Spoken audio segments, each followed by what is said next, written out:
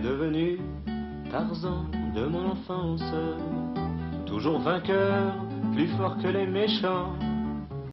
J'ai moi aussi volé de liane en liane, j'ai conquis la savane dans mes rêves d'enfant.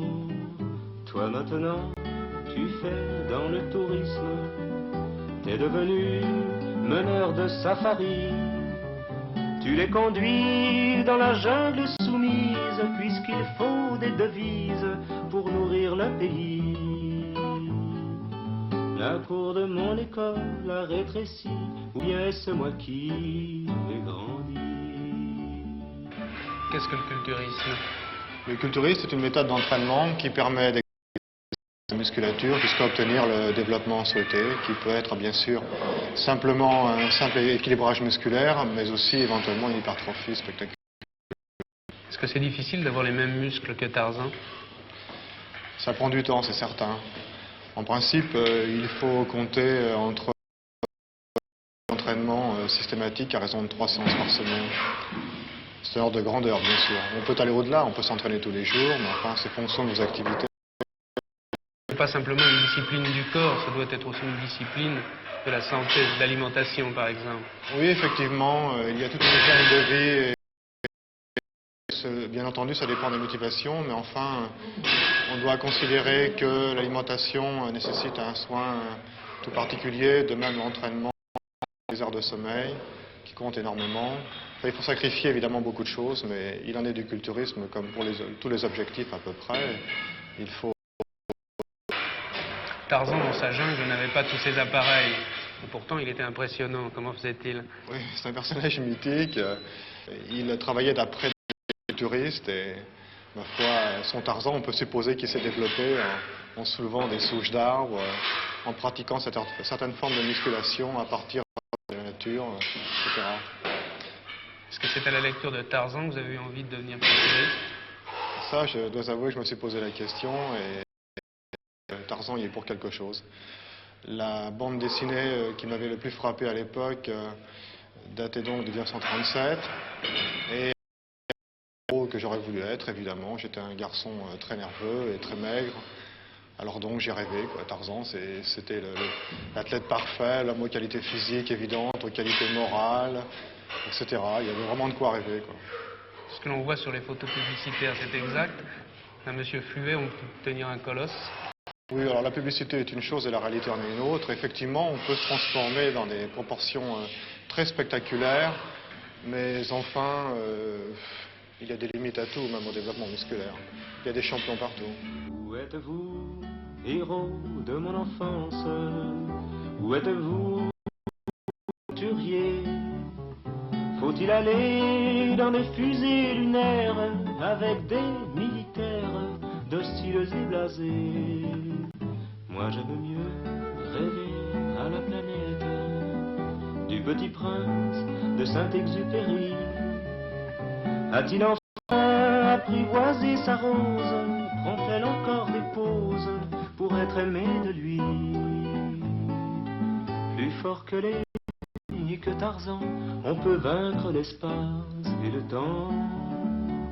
C'est ce que j'ai appris d'un an.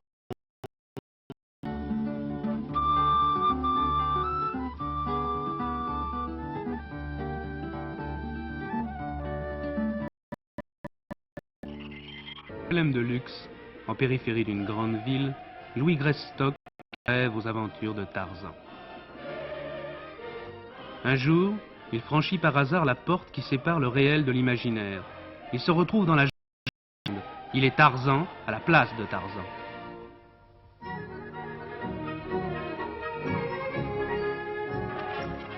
Les origines du roi des grands singes, sa vie domestique, mais néanmoins écologique, son amour exotique pour sa femme Jane, sont évoqués par l'explorateur Stanley. Aujourd'hui, le même Stanley poursuit son enquête aux confins de l'Afrique noire et de Sarcelles.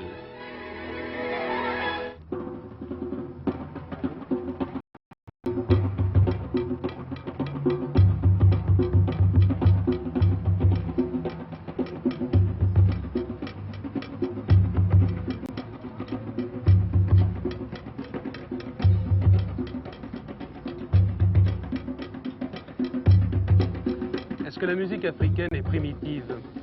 Ça dépend de ce qu'on entend par primitif, c'est une question de relativité.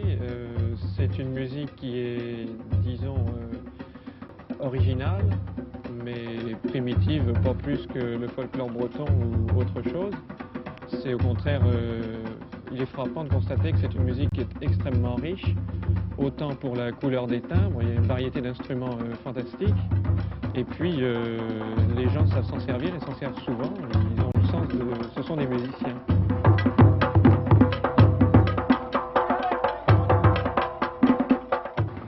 La musique africaine, la musique, c'était aussi un moyen de communiquer. Est-ce que c'était proche des signaux fumés des Indiens ou du télégraphe?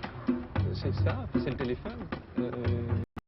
Si vous voulez, c'est un problème effectivement de communication. Alors à ce moment-là, c'est à la charnière de la langue et de la musique. Alors au point de vue du téléphone traditionnel, le téléphone traditionnel c'était le tambour, un grand tambour de bois. Un tronc évidé avec deux lèvres, un son aigu d'un côté, un son bas de l'autre. Et puis, avec les combinaisons, on arrivait à transmettre des messages. Proprement dit, il utilise très fréquemment des paraphrases. Pourquoi des paraphrases? Parce que ça permet d'étaler le schème tonal. On a une forme mélodique plus caractéristique. Il y a plus de mots à la queue leu-leu, enfin qui se suivent. Et puis ensuite, conclusion, message reçu, 5 sur 5. Si vous qui peut être rythmique ou mélodique et mélodique. Enfin, ça peut être les deux à la fois. C'est une espèce de stéréotype. Ça veut dire, par exemple, tel message, telle phrase musicale. Ça veut dire le chef est mort, ou il y a eu une naissance, ou c'est la guerre. C'est un peu comparable au clairon militaire. On assiste actuellement à un retour du folklore en Europe, et c'est souvent un acte politique. Est-ce que jouer de la musique, c'est aussi un acte politique? Alors là où les traditions culturelles telles que la musique ou le folklore en général enseignent un certain art de vivre. Il y a une attitude devant la vie, devant les phénomènes graves, devant la mort, devant les catastrophes, devant les famines, toutes ces choses-là. Bon, c'est des choses qui sont difficiles à assumer. Ce qu'on peut tirer de la tradition africaine, c'est justement cette façon de se comporter devant l'événement, devant la vie, quoi.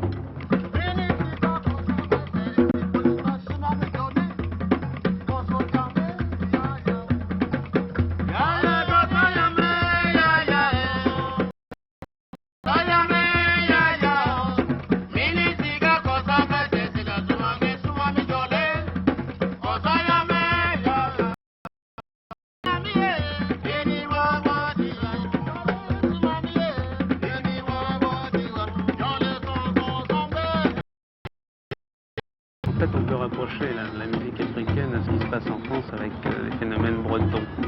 La différence quand même, c'est qu'on essaye de retrouver le folklore français. Apparemment en Afrique, c'est pas du tout le cas, la musique se joue toujours. Vous voulez dire qu'on essaye de retrouver ce qui est authentique? C'est cela, oui. Alors, en Afrique, c'est un mouvement qui est extrêmement développé. Enfin, certains États qui s'aperçoivent que la culture traditionnelle, la tradition, c'est quelque chose est très original. Enfin, c'est quelque chose qui caractérise leur pays et qui fait plaisir au peuple. Les gens aiment beaucoup leur tradition, ils aiment se pencher sur leur passé. Et faire renaître, remettre en valeur un folklore, c'est, si vous voulez, et en Afrique, c'est un mouvement qui se développe et c'est très heureux que ça se développe.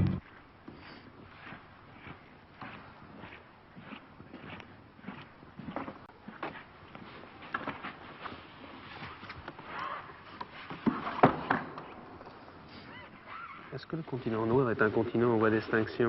Ah, c'est difficile de dire ça.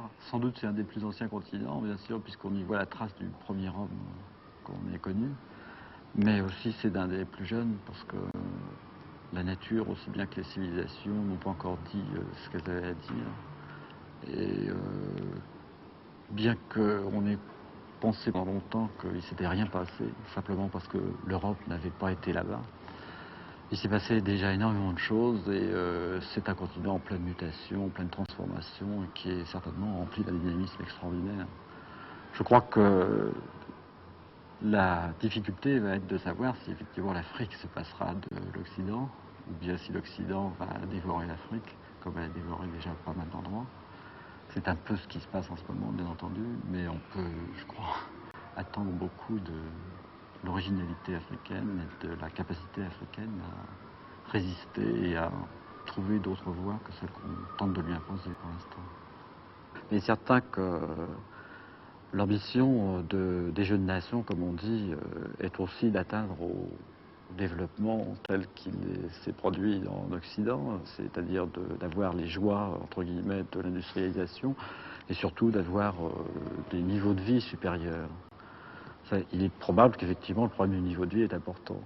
Mais il est vrai que aussi les idées et les représentations d'une meilleure vie, les moyens pour l'acquérir, sont venus essentiellement de l'Occident. Que aussi bien les élites intellectuelles que politiques ont été formées par l'Occident, et que leur représentation est donc celle de l'Occident.